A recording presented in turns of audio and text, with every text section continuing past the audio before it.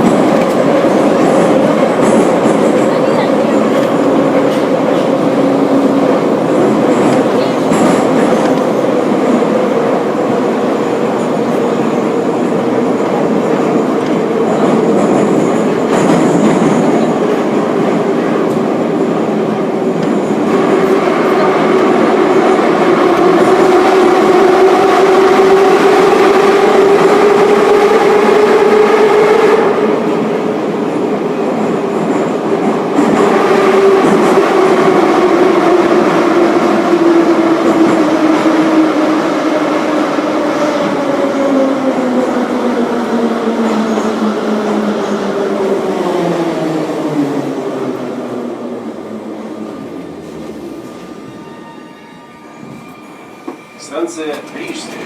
Выход к Рижскому вокзалу и железнодорожная Рижская. Дорога. Рижская. Change here for T2.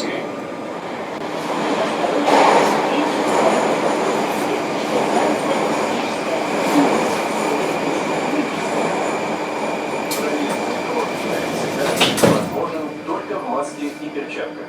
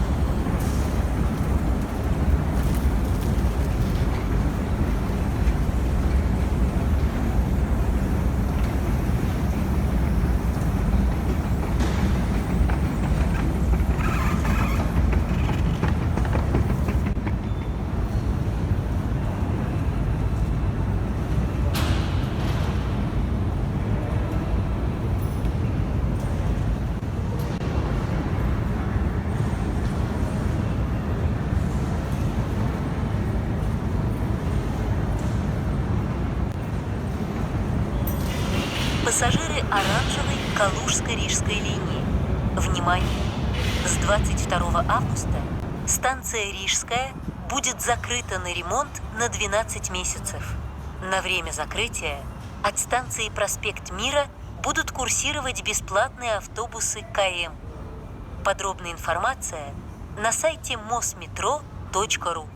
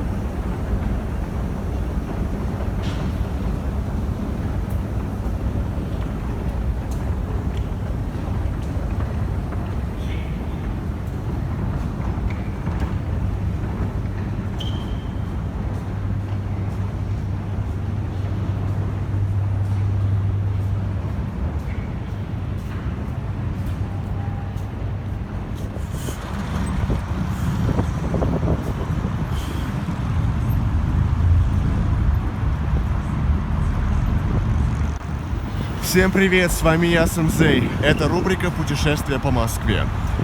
В 1939 году возле тогдашней подмосковной деревни Останкино открылась ВСХВ – Всесоюзная сельскохозяйственная выставка. В 1959 году переименован ВДНХ – Выставка достижений народного хозяйства. Существовало такое название до 1991 года, но существует уже с 2014 года. А в этот период, с 1992 по 2014 год, носил другое название – ВВЦ – Всероссийский выставочный центр. Летом 1957 года здесь, на Первой Мещанской улице, ныне проспект Мира, проходило шествие 6-го Всемирного фестиваля молодежи и студентов. А почти через год, 1 мая 1958 года, открылся проспект Мира ВДНХ. С вами будем говорить о станции Рижская, которая закроется на ремонт с 22 августа 2020 года на целый год, до августа 2021 года. Станция Рижская, станция Калужско-Рижской линии метро, имеющий наземный переход на станцию Рижская, второй диаметр, и выход к Рижскому вокзалу к поездам рижского направления Московской железной дороги. Открыта в составе участка проспект Мира ВДНХ 1 мая 1958 года. Выход на проспект Мира к третьему транспортному кольцу, улица Сущевский вал, универмаг Крестовский, и неподалеку к улицам Киллеровского и Трифоновская. Станция получила такое название по одноименному Рижскому вокзалу. Об Рижском вокзале поговорим чуть позже, а пока узнаем, как станция Рижская могла бы быть по-другому. Первоначально станция должна была быть построена по иному архитектурному проекту. В частности, на светильниках располагалась алюминиевая ковка, стилизованная под латвийские национальные мотивы. Над межпилонными проходами размещались барельефы, повествующие о счастливой жизни в советской Латвии. Карниз над пилонами украшался национальной мозаикой со звездой, серпом и молотом. Также планировалось более богатое оформление вентиляционных решеток на пилонах. Наконец, в торце станции предполагалось расположить большое мозаичное панно с видом реки. Проспект Мира ВДНХ могли бы стать последними станциями эпохи сталинского ампира теоретически. И мы могли бы получить еще одни прекрасные, замечательные и красивые станции этой эпохи. Но на дворе середина 50-х годов. Сталин уже умер, а к власти пришел Никита Сергеевич Хрущев. И его знаменитое постановление от 4 ноября 1955 года об излишествах в архитектуре, все эти планы остались в прошлом. в итоге станция Рижская выглядит более сдержанно, нежели чем предполагалось. Сейчас с вами поговорим о Рижском вокзале, один из 9 вокзалов Москвы. Кстати, забыл упомянуть, что станция Рижская — это пока единственная станция в московском метрополитене, не имеющая прямого непосредственного выхода к вокзалу. В скором времени появится здесь еще одна одноименная станция по большой кольцевой линии. И эта станция, скорее всего, обеспечит прямой непосредственный выход к Рижскому вокзалу. Сам же Рижский вокзал до 1930 года Виндавский, до середины 30-х Балтийский, до 1948 года Ржевский. Пассажирский терминал станции Москва-Рижская. Здание вокзала было построено в 1897-1901 годах в рамках строительства Московско-Виндавской железнодорожной линии Общества Московско-Виндава-Рыбинской железной дороги на Рижское направление Московской железной дороги. По проекту петербургского архитектора Станислава Антоновича Боржазовского.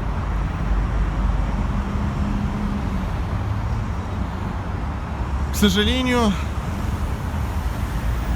жизнь русского архитектора крайне туманная. Родился в 1863 году. Дата смерти, к сожалению, доподлинно неизвестна. Предположительно, 1930-е годы. Русский архитектор, работавший на железной дороге, автор стиля модерн. Витебский вокзал в Санкт-Петербурге. Академик архитектуры Императорской академии художеств.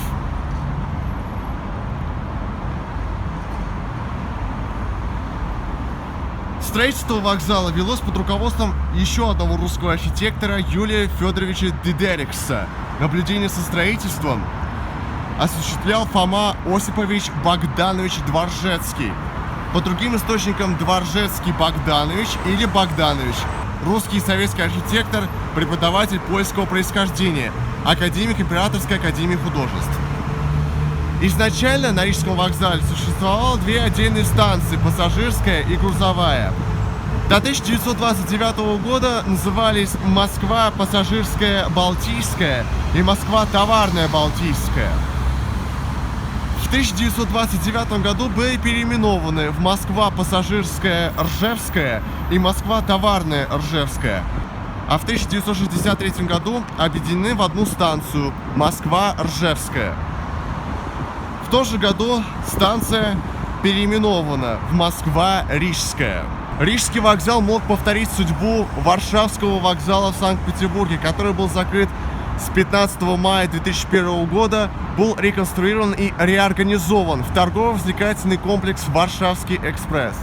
Рижский и Савеловские вокзалы. Предполагалось их закрыть в начале 2000-х годов. Перевести пригородные поезда на другие вокзалы и ликвидировать подъездные железнодорожные пути. Однако, слава богу, эти планы не были реализованы.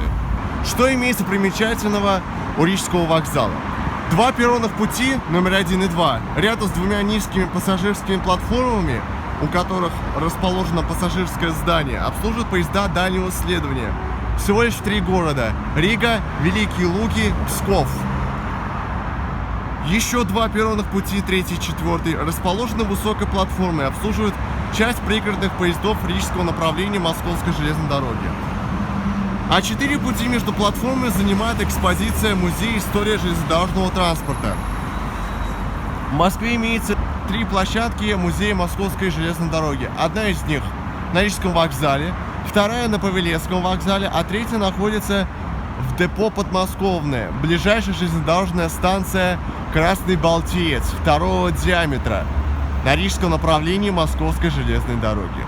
Рижский вокзал получил такое название в честь одной из столиц прибалтийских государств – Латвия, Рига. Рига известна тем, что поставляла в огромном количестве различные электропоезда и микроавтобусы. РВЗ и РАФ соответственно. Рижский вагоностроительный завод и Рижская автобусная фабрика. Как раз мы с вами подошли к Музею истории развития железнодорожного транспорта, но, к сожалению, закрыто. Опять же, снова причина пандемия коронавируса, но есть еще и другая причина. Этот музей работает небольшое время, с 10 утра до 5 часов. Рига упоминается с 1198 года. Происхождение топонима от гидронима Рига, бывшего рукава реки Даугавы, ныне несуществующая. Гидроним связан с реконструируемой балтийской основой ринг, представленной в литовских ринге и рингес, излучина, затон, заводь. По излучинам получил название река Рига-Сюб, Рига с излучинами в переводе, сейчас засыпанная. От гидронима образовался ойконим Рига.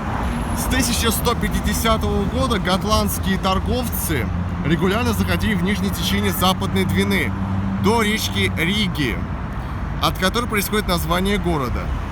В хрониках Генриха Латвийского упомянуто озеро Лакус-Рига, представляющее собой естественную гавань. В позднейшие времена эта речка была засыпана. В настоящее время место, где она протекала, можно представить себе лишь по направлению некоторых улиц старой части города.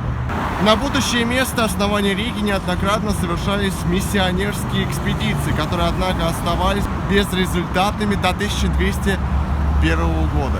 После закладки крепости Рига стал хорошо укрепленным военно-торговым центром, главным христианским и торговым центром Ливонии. К 1211 году стараниями епископа был заложен Домский собор. В 1225 году в городе появилась выборная должность городского фогта, а в 1257 году в Ригу из замка Икскюль была перенесена резиденция рижских архиепископов. Все возрастающее значение для города стала иметь торговля, и в 1282 году вступила в Ганзейский союз. Сама же государство Латвия начало существовать только с 1918 года, то есть это молодая страна, молодое государство. Рига принадлежала сначала Ливонскому ордену, позже под контролем Швеции, а в 19 веке принадлежала Российской империи. Рига стала столицей Латвийской республики с 1918 года. Латвия стала одной из республик Советского Союза по следующей причине. В пакте Молотова-Риббентропа, пакт о ненападении, в августе 1939 года две державы, Германия и Советский Союз, признали Прибалтику советской сферой влияния. То есть Прибалтика — это Эстония, Литва, Латвия — подчинялись Советскому Союзу. Латвийская ССР существовала вплоть до распада Советского Союза в 1991 году. В самом начале 90-х годов суверенитет, независимость.